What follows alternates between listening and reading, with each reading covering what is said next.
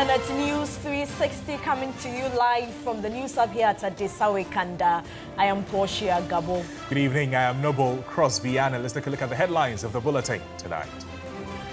News 360 Headlines is brought to you by Flamingo Paint, Pepsodent Charcoal and Pepsodent Herbal, EcoBank. In the bulletin tonight, Parliament passes Legal Education Reform Bill, abolishing Ghana School of Law entrance exam and decentralizing professional legal training for aspiring lawyers. And also coming up tonight, founder of Pan-African Heritage World Museum, Kojo Yanka, says debt cancellation should be part of reparations after UN General Assembly passed resolution on transatlantic slave trade.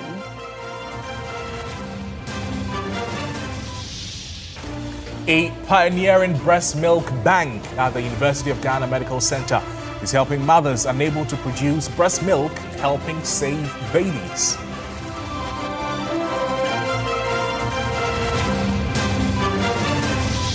Later in business news, speakers at the Media General Economic Dialogue urge governments to implement deliberate policies to protect and sustain indigenous Ghanaian businesses.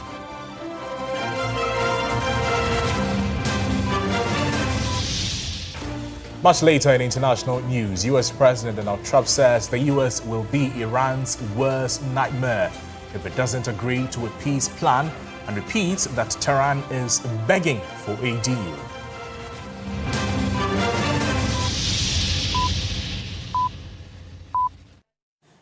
Welcome to the program. We're live also on all our social media platforms at TV3 Ghana. You can join us there and we can get interactive.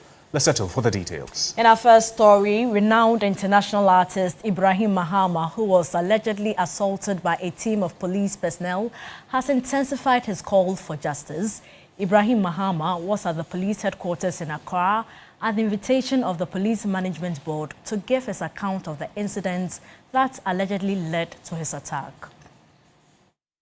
Following the alleged police assault on artist Ibrahim Mahama in Tamale, the Inspector General of Police, Christian Teteyohunu, and the Police Management Board extended an invitation to Ibrahim Mahama to officially present his accounts. This followed the Northern Regional Police Command initiating investigations into the incident. On Thursday, Ibrahim Mahama, accompanied by his uncle and legal counsel, met the Police Management Board in a closed-door meeting that lasted about an hour. Addressing journalists, Ibrahim Mahama pressed for justice to be served. We just want justice. That's it. It's just that, these things, they take a while. I've been going to the dentist, drilling, there's teeth reconstruction and other things happening. Yes. So, in Tamale, we don't have an MRI scan. So now that I'm in Accra, I also have to follow up and do a scan again, things like that. So setting the point is that when things like this happen, the question is that how do we make sure that it does not repeat itself? As I said before, none of us have any problem against the Ghana Police Service. The Ghana Police Service have been very kind to us. It's that specific unit that assaulted us that we want to make sure that at least some kind of justice is served. The case has been transferred from the Northern Regional Police Command to the headquarters in Accra, while the Police Professional Standards Bureau, PPSB, hastens investigations. Director of Police Public Affairs, DCOP Grace Ansankrofi, provided further details from the engagement with the artist. As we speak, the regional command has done a lot of investigations so far. They've taken statements from Mr. Ibrahim and his team. They have visited the scene. They visited to check up on him at his residence. Today, they have come. IGP has heard them. Our assurance to Mr. Ibrahim Mahama is that the police are willing to work with him throughout the investigation process till we get to the end of it, and we have assured him of a thorough investigation. For now, the IGP Special Operations Team, also known as the Black Maria, has been reassigned to the Ashanti region, where they are to complement the regional police efforts to fight drugs and crime in the region. Stanley Niblew, TV3 News, Accra. Now to a life-saving intervention in healthcare. For many families, childbirth can quickly shift from joy to uncertainty when babies are unable to breastfeed. But a rare initiative, a pioneering breast milk bank at the University of Ghana Medical Center, is improving survival chances for premature and critically ill newborns. Sarah Penkro has more in this report. Mary is here at the UGMC to donate breast milk at the Human Milk Bank as a volunteer. As a regular contributor who has donated for months, she describes it as a simple act that can make the difference between life and death for another child. I had my baby here at the UGMC. When I came in, I was in a room with another mother who had also delivered but couldn't get breast milk within the early days for her baby. I just decided to step in and help. Seeing her struggle every day and the baby crying, not getting enough food, I decided to try the first time to see how it goes. It went very well. So even after I got discharged and I went home, I still decided to come and then donate for them. The safety of the milk remains a top priority. Donated milk undergoes rigorous screening and processing before being approved for use, ensuring it meets clinical standards for infant care. So this is the raw milk that we are supposed to pasteurize. And then we have a thawing machine. You can see this is frozen. It's all frozen. So we use this thawing machine to melt it. So after melting it, we transfer it into this pasteurizer where the pasteurization takes place. We pasteurize it to make it free from any microorganism that will be harmful to the baby. The initiative, Ghana's first of its kind, has already supported a growing number of babies, relying on a steady pool of lactating mothers who volunteer as donors. In the neonatal units, vulnerable infants who cannot receive milk from their mothers are supported through donor breast milk, which is safely screened, pasteurized, and stored under strict medical standards. So the first is to recruit and screen donor mothers. So these donor mothers are women who are breastfeeding and have excess milk. The women will come in and then they are screened. The screening involves testing them for certain infectious diseases, specifically HIV, hepatitis B, hepatitis C, and syphilis. Once a mother is negative for these diseases, then she is eligible to be a donor for the bank. So far we have seven active donors. For now, we are providing the milk free of charge. So to start, we are focusing on babies in neonatal intensive care units or NICUs and newborn nurseries. And specifically, we are focusing on preterm babies and sick neonates. But beyond the statistics, the real story is written in the lives of mothers and their babies. For beneficiary mothers like Amma, the milk bank has been life-saving. When I needed it the most, that's when I had it. Because I gave birth prematurely, so the stress alone, I wasn't getting the breast milk for my baby. And my baby was due to suck, but then no milk. And baby started to cry, and premature baby, the human milk is the best compared to the formulas and others. So when I called and they answered and they gave me, thus the depression for getting the breast milk was sorted. I'm pleading with mothers, they should donate more so that they can save a life, because they saved me and my baby. Another mother, Gloria, wished the initiative had come earlier. Very excited about this initiative because 5 years ago when I had my daughter, after the birth, there was no breast milk. And even throughout the entire process, being discharged and being home, that I had to even rely on another breastfeeding mother, milk, which I hadn't consulted any doctor. I just wanted a solution for my daughter. So looking at this initiative that we have here in Ghana, the Human Breast Milk Bank, I felt like if this was in existence 5 years ago, definitely the doctors would have gotten something for my daughter to feed on. While the initiative is already improving neonatal outcomes and easing the emotional strain on mothers, healthcare professionals say expanding awareness and increasing donor participation will be key to its future success. We realize the responsibility this puts on our shoulders to be the first of its kind in Ghana, but we do not want to be the first and only one.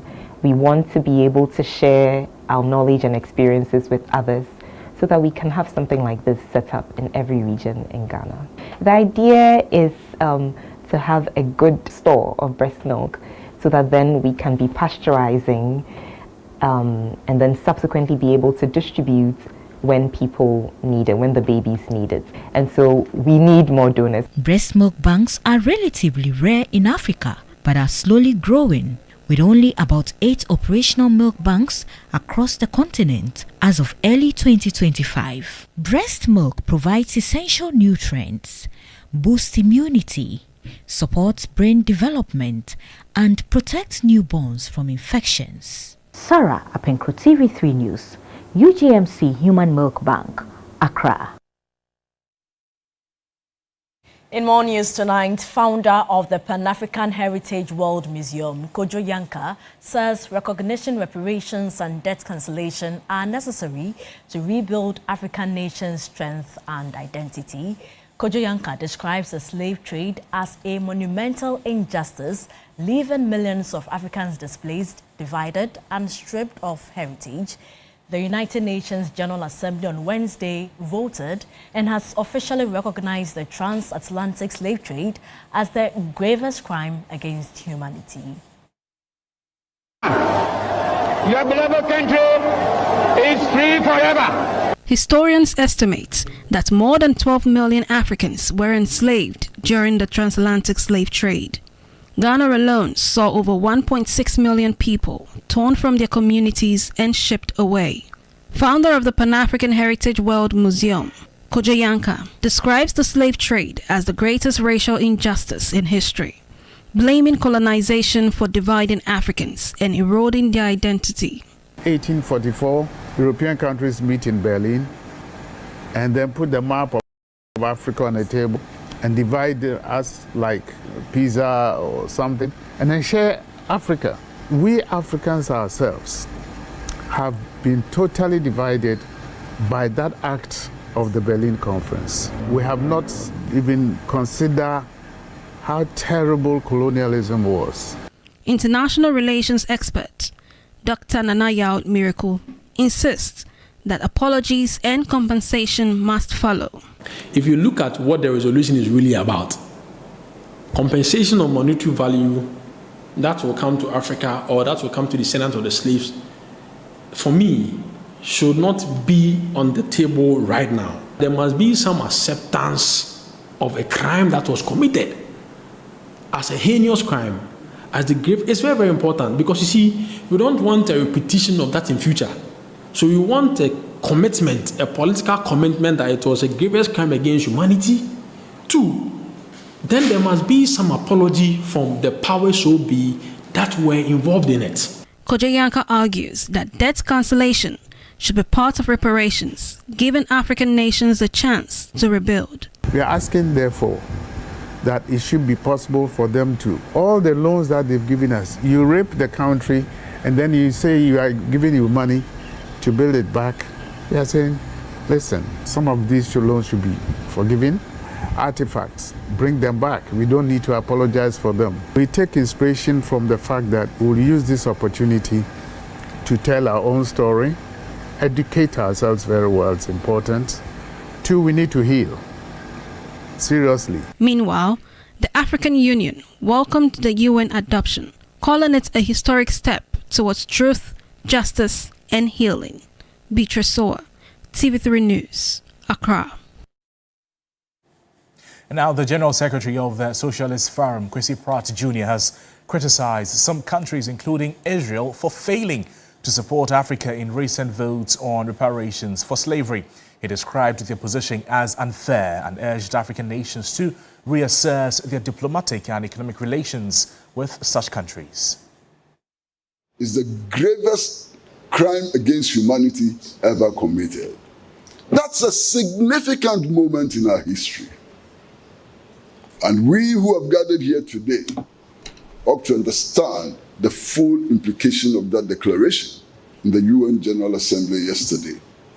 One thing is clear, The lines were clearly drawn between those who carried out that inhuman trade, who profited from it, whose institutions continued to be built on that inhuman, illegal trade. They were on one side, and we were on another side. African trade unions have expressed solidarity with the Palestinian people, against whom Israel is committing a genocide. Yesterday, the lines were drawn. Israel was not on our side. Our solidarity with the people of Palestine, our solidarity with the people of Venezuela, our solidarity with the people of Cuba must be intensified for our collective prosperity. Now, Parliament has passed the Value for Money Office Bill 2026, paving the way for a new independent body to oversee how government spends money. But what does this mean, and why should you care? Christabel Success Trevor explains. Every year, government spends billions of cedis on projects like roads, schools, and hospitals. But over time, there have been concerns that some of these projects are overpriced. Think of it like this. If you decide to buy a house and a contractor tells you it would cost far more than it should, you would step in and check if you're being overcharged. That is exactly what this new Value for Money office is supposed to do for government spending. The bill introduced by Finance Minister Dr. Kasiel Atuforsen creates an independent office that will check whether government projects are truly worth the money being spent. So what will this office actually do? Before any major government contract is approved, the office must issue something called a Value for Money certificate. That certificate will confirm that the project is necessary, the cost is reasonable, and the benefits are worth it. The office will also assess projects, monitor how money is used, and even enforce sanctions if rules are broken. It's not a bad idea. I sometimes wonder if what Ghana needs is more rules and more institutions. For the ordinary Ghanaian, this is about ensuring that their tax money is not wasted. I don't think it's needed. I don't think it's important to create new office for that, since there are other agencies responsible for that. However, some questions remain. Will this office truly be independent? Some of the ways you make sure that it is truly independent, for example, is the protections you give the office. Whoever is going to head the office, what is their tenure of office going to look like? What is going to be their appointment process? Who gets to appoint the head? Who gets to constitute those who work in that office? Some also question why another office has to be created. I'm wondering if an existing institution like the Public Procurement Authority, for example, would not be able to discharge a function like that.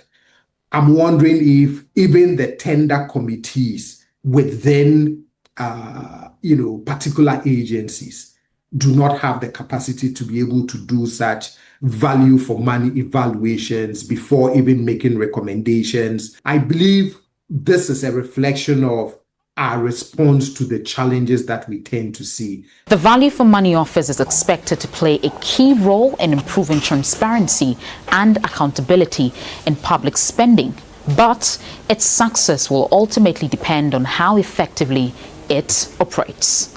Christabel Success Trevor, TV3 News.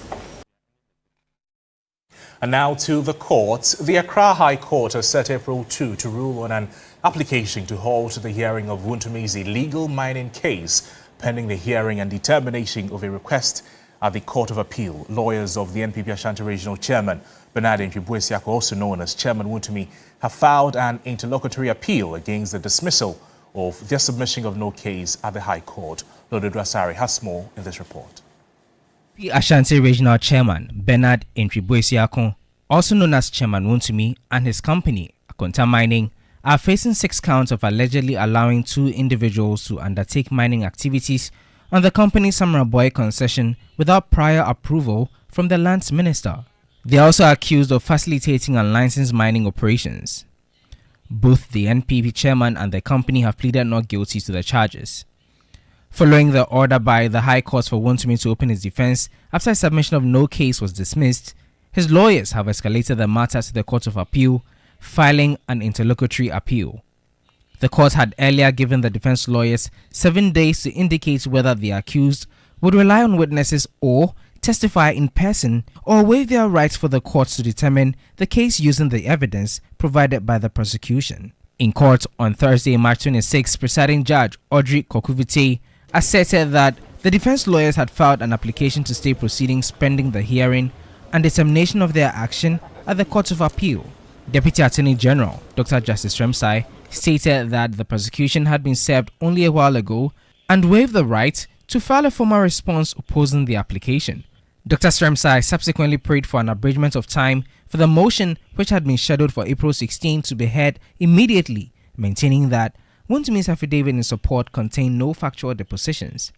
But lead counsel for Wontumi, Andy Apiakubi, indicated to the court that he was not ready to move the motion. Justice Kokuvite then adjourned the proceedings to April 2 for the prosecution and defense lawyers to make their arguments in relation to the motion to stay proceedings pending the interlocutory appeal. Andy Apiakubi spoke to the media. In a criminal trial of this nature, if there is an appeal against a decision that can bring the proceedings to an end, it is only natural that one must think of handling the appeal and seeing to the results of the appeal before we proceed. Lord Idwasari, TV3 News, Accra. Away from the courts, the chairman of the National Democratic Congress, NDC, Johnson Esiedun Ketia, has urged party supporters not to vote out certain office holders who sacrificed to ensure the party won the 2024 general election. Addressing supporters at Nsutan, the Ashanti region, the national chairman said the party needs to consolidate its gains in the opposition's stronghold, which requires proactive measures and continued sacrifice. William Everson Kum has filed this report. The national chairman of the ruling NDC is touring some constituencies in the Ashanti region to show appreciation for the massive support they gave to the ruling party. In the 2024 elections, the NDC recorded over 34% in the Ashanti region, its highest vote share since 1996, in a region considered to be its political Waterloo, enough to secure them that 2024 landmark victory. The national chairman, addressing party supporters in Nsuta, stated the party cannot gloss over the exceptional sacrifices some office holders in the party made to secure its victory. MPP for no kura a t-shirt ya omo bese enu ti mo fa kokodro nko krom na ya nyire ya ho na ya nyi seat ya. Now, the NPP members are craving for a t-shirt. Be bold, step out and sell the party to people. Na ebinum edisika beba se we oniska metuno me ebrebrenya branch chairman ya. Some people will try and influence you with money to vote out certain individuals who have toiled to bring us here. Never forget, such actions only breeds acrimony, and that can cost the party in the future. Maintain individuals you know sacrificed their all. For those playing games, vote them out. The national chairman has paused his tour for a meeting in Accra and is expected to continue next week.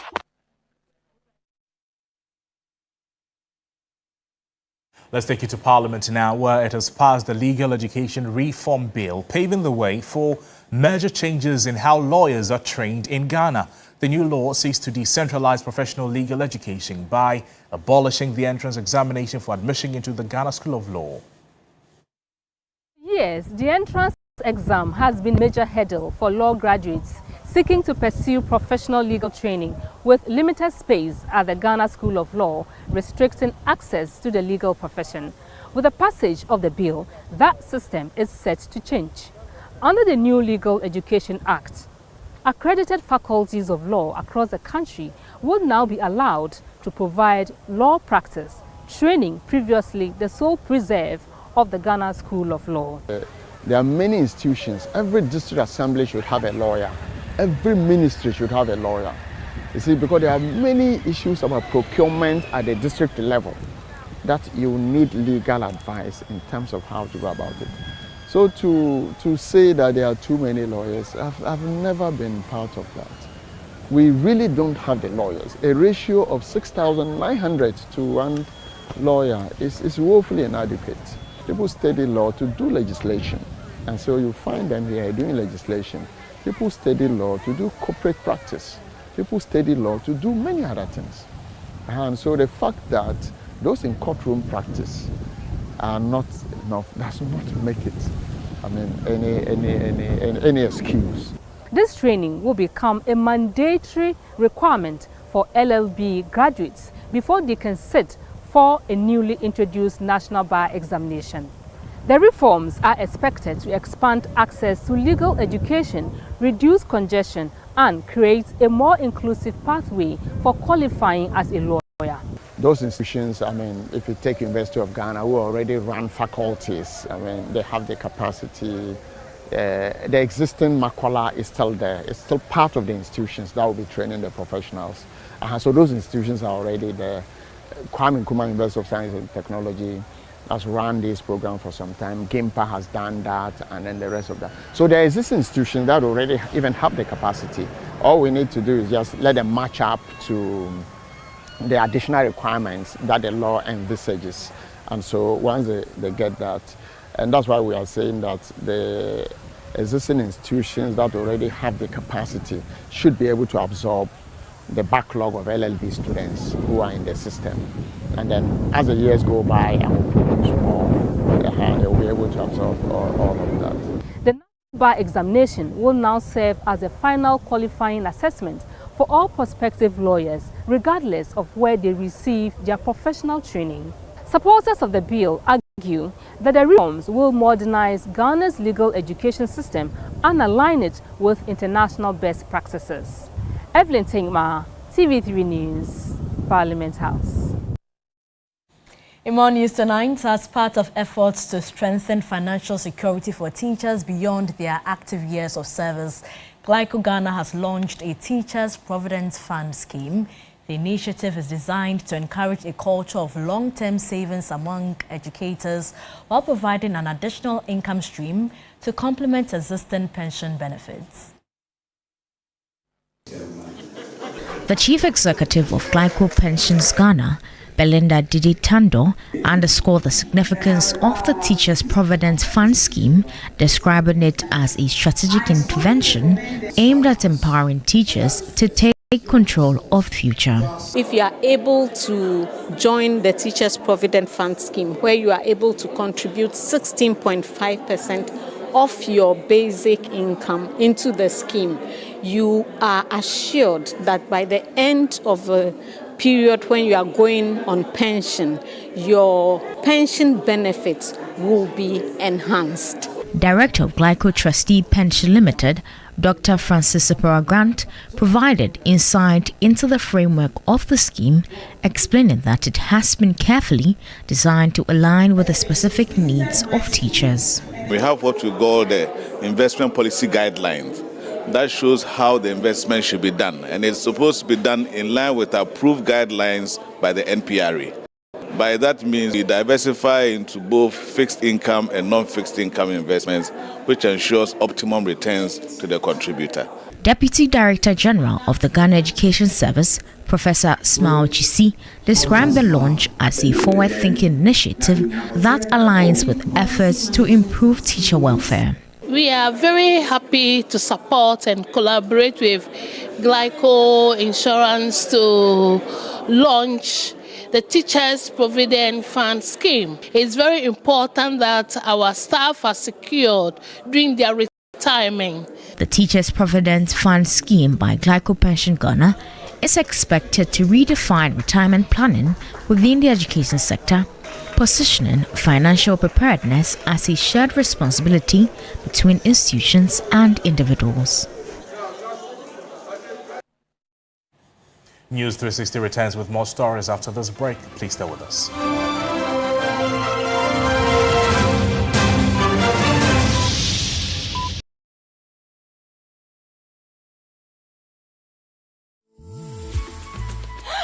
I love President Charcoal. Why? When there are so many charcoal toothpaste. That's both charcoal and lemon. Oh, does it? Yes. Look right here. Yes.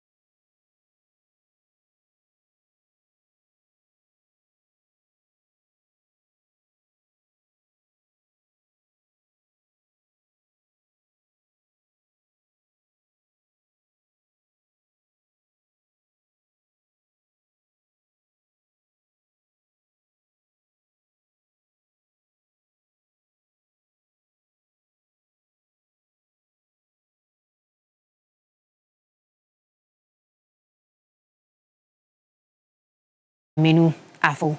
Now, speakers at the Media General National Dialogue are calling for stronger support for indigenous businesses to ensure Ghanaians play a leading role in the country's economy.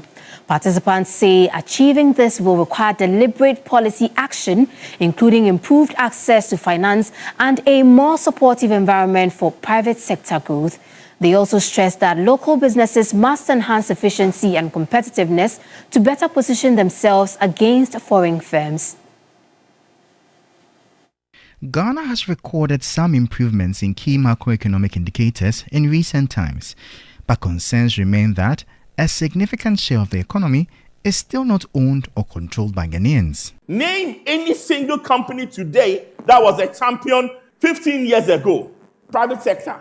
I don't. And we must move up the value chain. Cocoa, we must move up to process more. Gold, we must start refining. And you see, when I hear there's a refinery, and I hear the refinery comes in from another foreign investor, I say, how much is the amount of money required to set up a refinery? The value is here, but we don't seem to deal with it. And we go always cap in hand begging.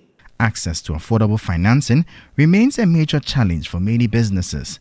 Industry players are calling on governments to support large-scale investments to ensure that more value is retained within the country. What they could do is put a basic investment in, of course, which won't come to much, and fall on government to provide the needed capital to match the foreign partner or even exceed the foreign partner's investment. In other words, if it's a 60-40, the Ghanaian would own 60% and the foreigner 40%, but he may have only 10% investment.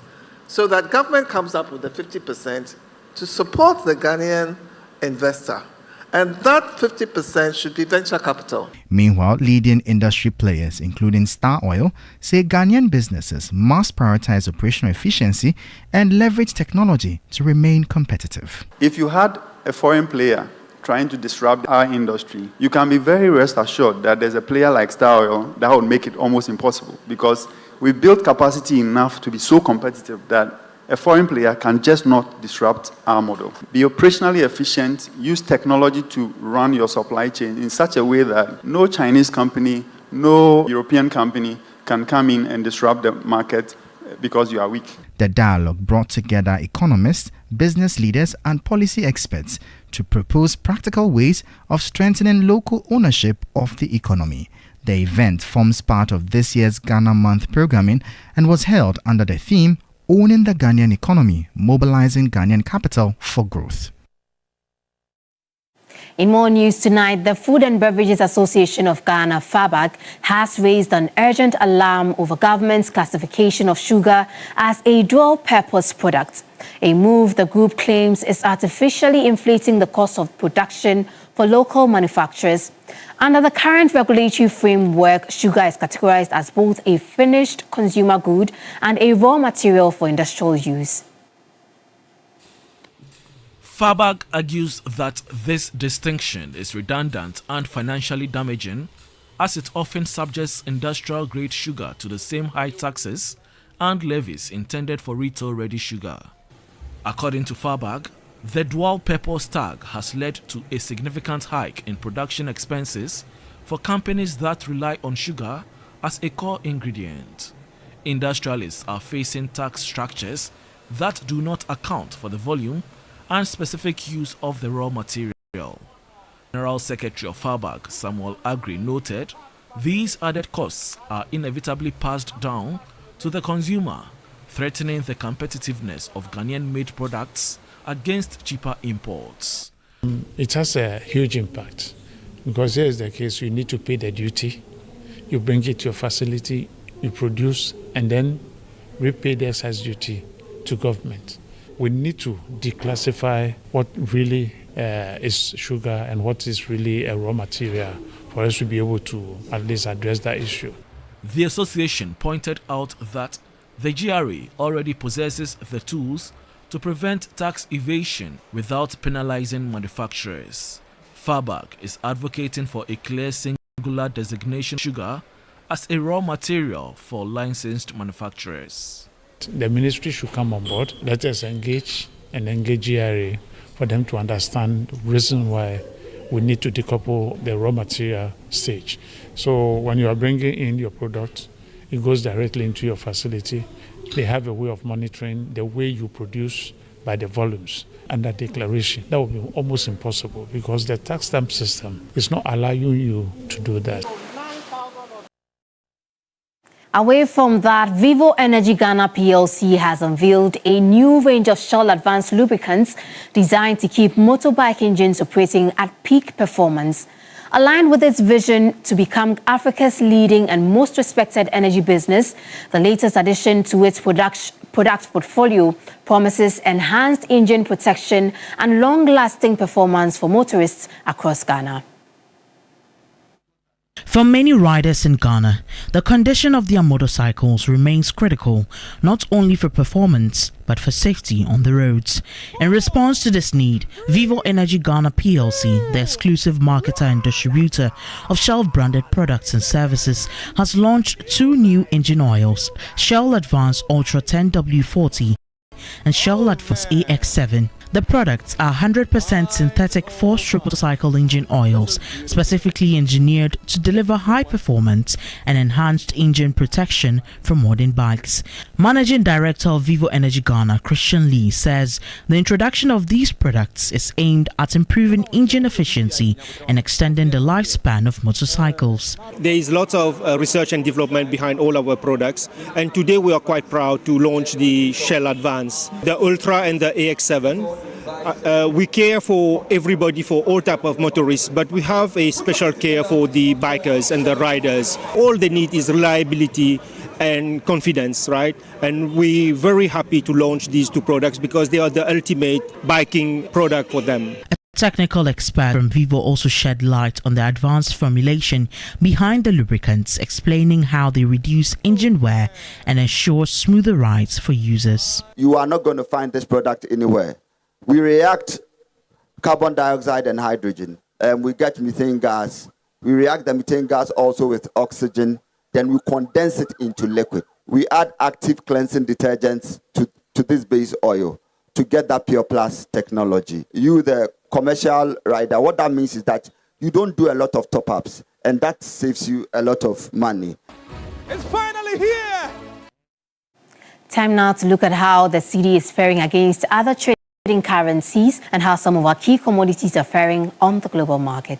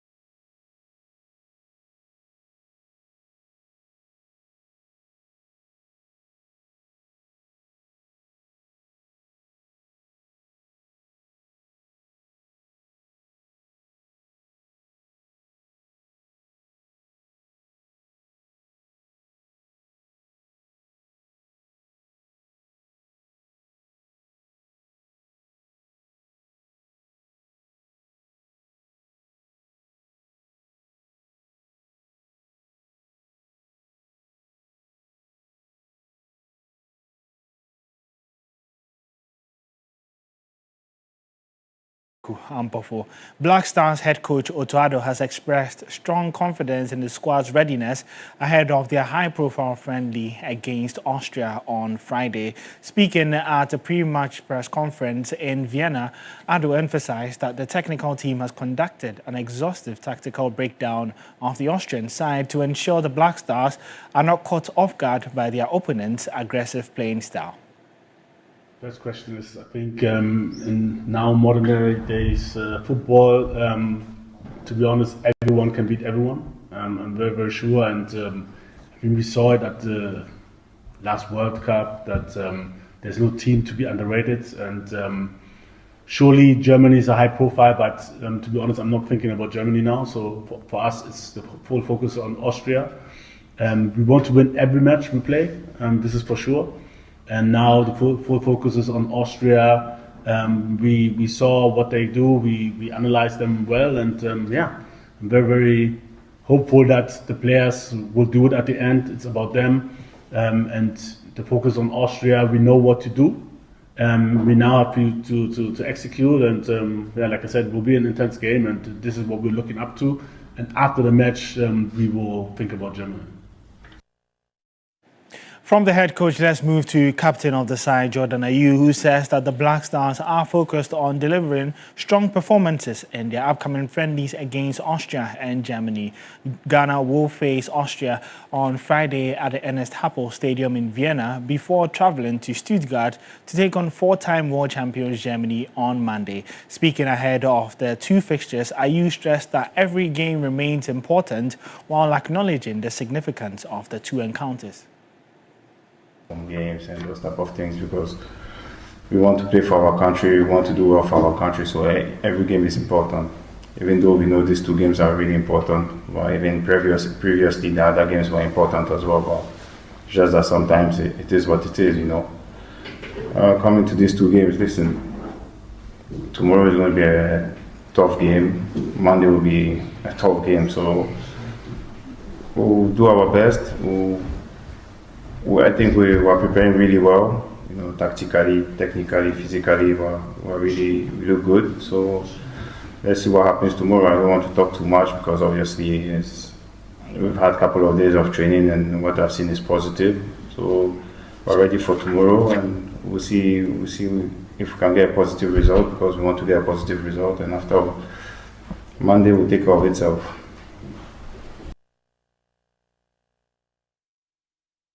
Well, that was captain of the Black Stars, Jordan Ayew. Remember that the Ghana versus Austria match on Friday will be live here on TV3. Kickoff is at 5 p.m. However, you can join us at 4 p.m. for build-up to that game. Well, that's all the time will allow us here on the sports segment. My name is Oreku Ampofo.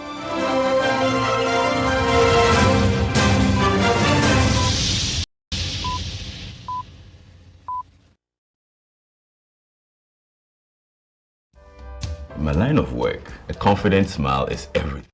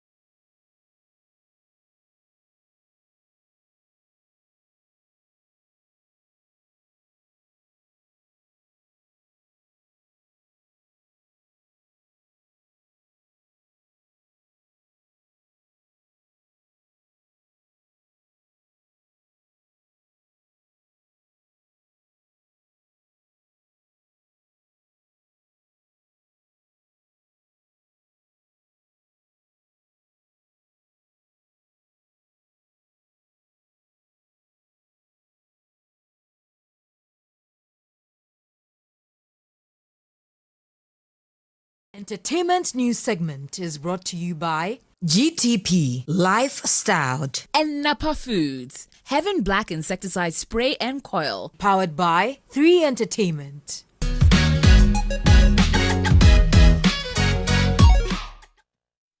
Well, good evening and welcome to the entertainment news segment here on News360. My name is Noella Donko.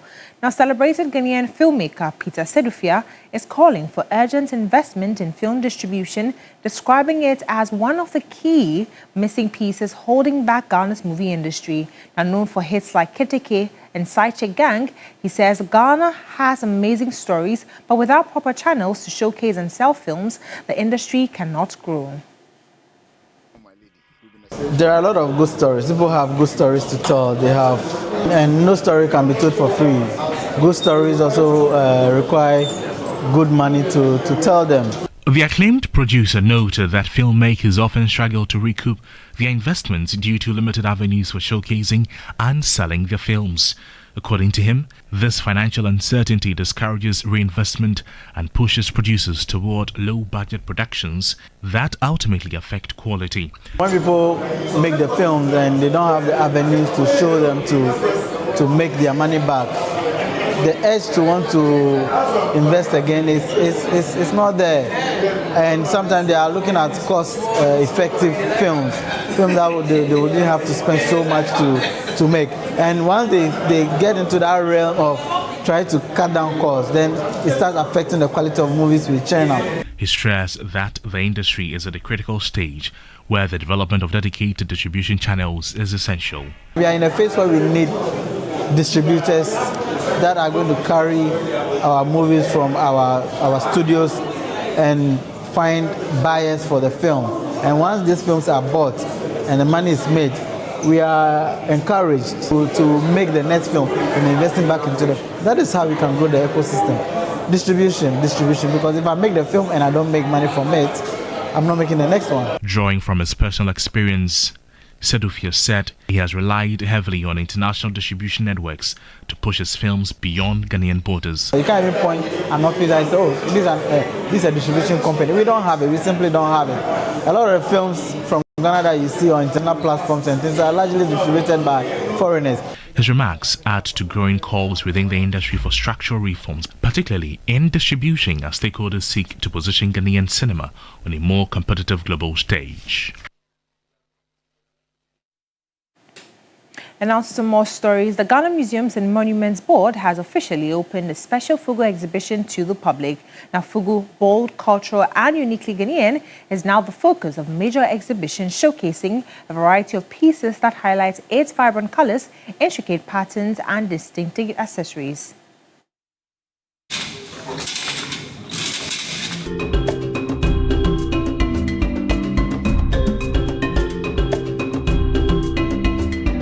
Ghana's rich cultural heritage is once again in the spotlight as the Ghana Museums and Monuments Board officially opens a special Fugu exhibition to the public. From culture to creativity, Ghana's fashion heritage is taking center stage, and this time it's all about Fugu. The exhibition celebrates the beauty and cultural significance of Fugu, a traditional fabric deeply rooted in the identity and craftsmanship of northern Ghana.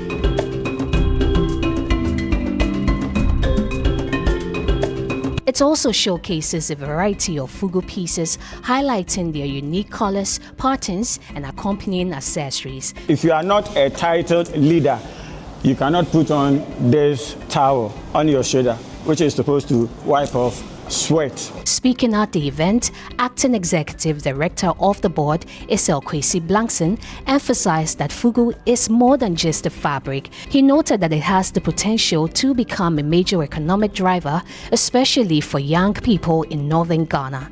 Ghanaian Fugu traces its origin to the northern Ghana and embodies centuries of skills, creativity and tradition. Today, Fugu remains a living heritage, evolving while staying true to its roots. Fugu employs more people, especially the youth in the north, than agriculture, and has the potential to become the largest economic activity in Ghana, particularly in the northern Ghana. Because unlike many products, the design will be very difficult to imitate, and every design is unique to the wearer. This exhibition reminds us that preserving our heritage is vital not only for our talented artisans, but for the values, stories, and identity it carries. The exhibition is open to the public for the next 2 months.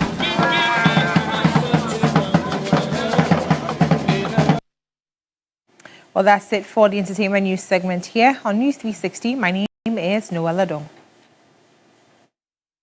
And that's it for News 360. Thank you so much for your time. I am Portia Gabo. I am Noble Crosby, and make a date with Alfred Okansi at 10 with Ghana Tonight. Have a great evening. Bye-bye.